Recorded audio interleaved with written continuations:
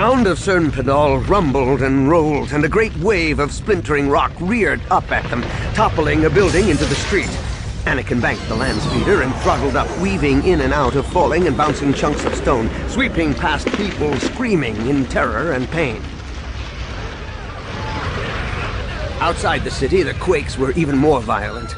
A strong wind was blowing now, and Anakin feared that the atmosphere itself might be compressing under the disturbance of the descending moon.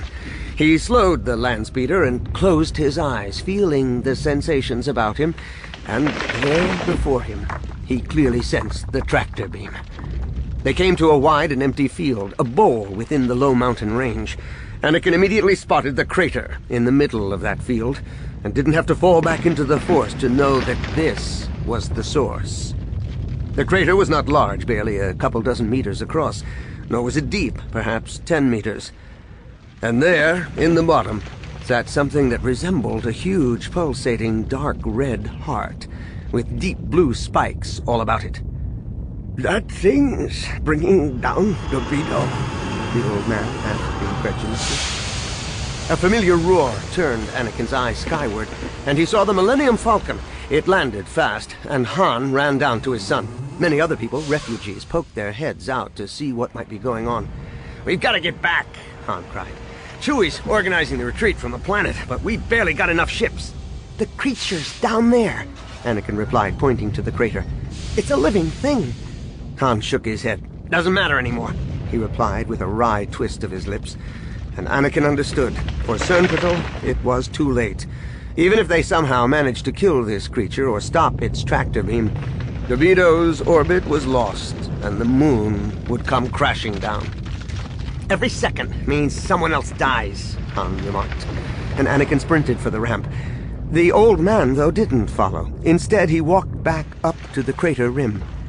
"I must at least ensure that this devil doesn't escape to destroy another world," he explained. And he opened his cloak and produced a meter-long tube. "Thermal detonator," he said. "You should be leaving." "You're crazy," Han started to say. But the mayor of Sernpidal City just went over to the edge of the crater and calmly leapt into the hole. The Falcon had barely lifted away when the detonator blew, lifting tons and tons of dirt into a gigantic mushroom cloud. Anakin stared out the window, back toward the area of the original crater. He felt no more pull from the alien creature. "He got it," he informed his father. Han nodded. The old man hadn't bought them a minute of time, hadn't saved Sernpidal at all, but still they both understood. He had done something truly valuable and heroic. By the time Han got the Falcon back to Sernpidal City, the docking area was gone, broken apart by the tremendous upheavals. Han spotted Chewie almost immediately, the Wookiee waving one long arm and holding a pair of children under the other. "Help him," he instructed his son, and Anakin rushed away, pushing through the mob that packed the Falcon to the lower landing ramp. Han brought the ship in low and slow, compensating for the roaring winds. Debris was flying everywhere, and luck alone had kept Chewie and those kids from being washed away in it.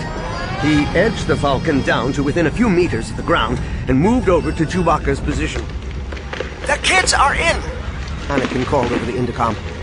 "I'm getting Chewie in now!" An explosion rocked the city a few blocks to the side of the Falcon, and the small shuttle started to rise above the remnants of one wall, but quickly shut down and disappeared from view. Han banged a fist on his console. "You got him, kid?" he called to his son. "Chewie's going for the shuttle," Anakin called back. "I'm going too. Meet us there." Even as Anakin finished, Han saw Chewie go running out from under the Falcon, drawing his bowcaster as he went. Anakin came close behind, gaining ground as Chewie slowed to blow a hole in the wall between them and the downed shuttle. "We've got to clear it!" Anakin shouted as he came through that wall to find the tail end of the shuttle buried too deep under a pile of debris to dare risk a takeoff. Chewie charged right in, bowcaster firing, cutting up the bigger chunks. He grabbed pieces with one strong arm and sent them flying aside.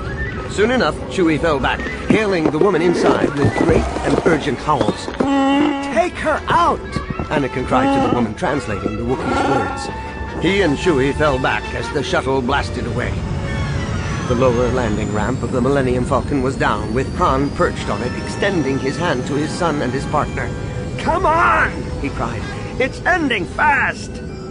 Chewie fought powerfully against the wind, making some progress, and then Anakin was beside him, practically floating off the ground, pulling him along with the strength of the Force. A tiny, pitiful cry rang in their ears. Both glanced all around, discerning the source, spotting large eyes peering out at them from under a half-buried bulkhead. Abruptly, Anakin let go of Chewie and changed course, and the Wookiee, with only a quick glance to Han, followed. They went to work wildly on the bulkhead, tossing aside debris, and then Chewie reached in and pulled out a small boy, barely a toddler. Together the three turned for the Falcon, struggling as the ground heaved and broke apart. They were near, so close that Han could almost grab Anakin's extended hand when a barrage of debris swept past. Chewie held his ground and turned his powerful body to protect the toddler, but a piece of stone clipped Anakin's head, costing him his concentration and launching him far in a rolling, bouncing tumble. Han's eyes widened with horror. Chewie thrust the toddler into Han's arms, and then the Wookiee turned about and half ran, half rode the wind to catch up with the fallen Anakin.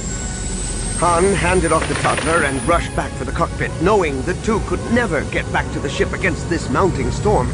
He brought the Falcon in fast but steady, moving to the spot even as Chewie lifted Anakin in his arms.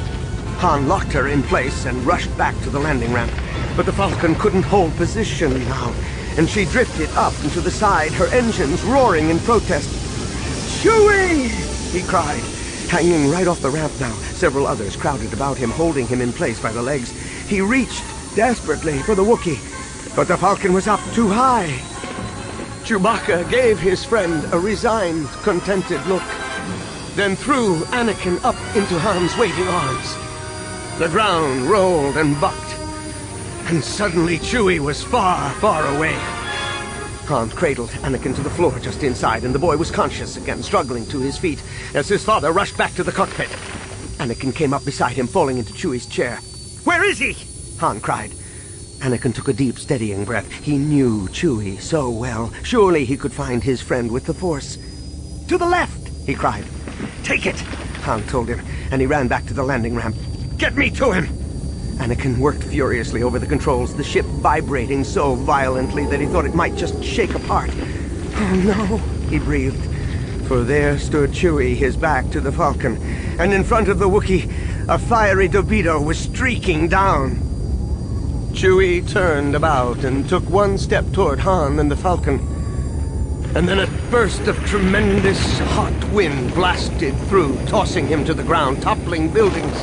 One pile of rubble crashed atop the Falcon, sending the nose of the ship up. Anakin fought her back to level, started to turn her about to find the Wookiee, but saw, instead, in all her devastating glory, the last descent of Dobito. They were out of time. Anakin knew it immediately. If he turned for Chewie, if he did anything other than take her straight up and out, the explosion of the crashing moon would tear the Falcon apart. He heard his father's pleading cry to get him back to Chewie. Anakin pointed the Millennium Falcon skyward and punched the throttle. Han saw.